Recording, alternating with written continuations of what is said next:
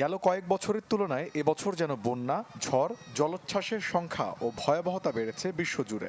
বৃষ্টি ও বন্যার ছোবলে তাই একদিকে যেমন ডুবেছে কুড়িগ্রামের তিস্তাপাড়ের ভাঙা ঘর, তেমনি তলিয়েছে আটলান্টিক মহাসাগরের ওপারে যুক্তরাষ্ট্রের সুয়াইন নদী পাড়ের আধুনিক বাড়িগুলো।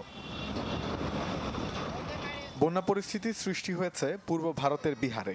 ক্ষতিগ্রস্ত হয়েছে প্রায় ১৬ লাখ মানুষ। তবে হিমালয় কন্যা নেপালের কান্না যেন আরও তীব্র। ভয়াবহ বন্যা আর ভূমিধসে প্রাণহানি ২০০ ছুঁই। নিখোঁজ রয়েছেন বহু মানুষ। নেপালের সংবাদ মাধ্যম কাঠমান্ডু পোস্টের এক প্রতিবেদনে জানায়, গেল বৃহস্পতিবার থেকে শুরু হওয়া বৃষ্টিপাত ছাড়িয়েছে আগের সব রেকর্ড। চলমান দুর্যোগে ৩,৫০০-এর বেশি মানুষকে উদ্ধার করে নিরাপদ স্থানে নিয়ে যাওয়া হয়েছে। এদিকে যুক্তরাষ্ট্রে হারিকেন হেলেনের তাণ্ডবে প্রাণহানি ১০০ ছাড়িয়েছে। আহত হয়েছে অসংখ্য মানুষ।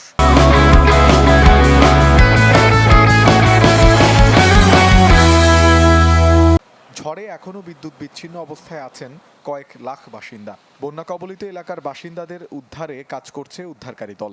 বৃহস্পতিবার রাতে ফ্লোরিডায় আঘাত হানা ঘূর্ণিঝড়ে ফ্লোরিডা ছাড়াও আক্রান্ত হয় নর্থ ক্যারোলাইনা, জর্জিয়া সহ আশেপাশের অঞ্চলগুলো। চলতি সপ্তাহে ভয়াবহ বন্যার তাণ্ডবে লণ্ডভণ্ড হয়েছে মধ্য ইউরোপের বেশ কয়েকটি দেশও। এক মাসে প্রাণহানি ঘটেছে প্রায় ৩০ জনের। বন্যার করাল গ্রাস থেকে বাদ যায়নি মেক্সিকো। চলতি সপ্তাহের শনিবার পর্যন্ত বন্যা ও ভূমিধসে প্রাণহানি ঘটেছে ২০-এর অধিক। মোর্শেদ শোভন, চ্যানেল 24।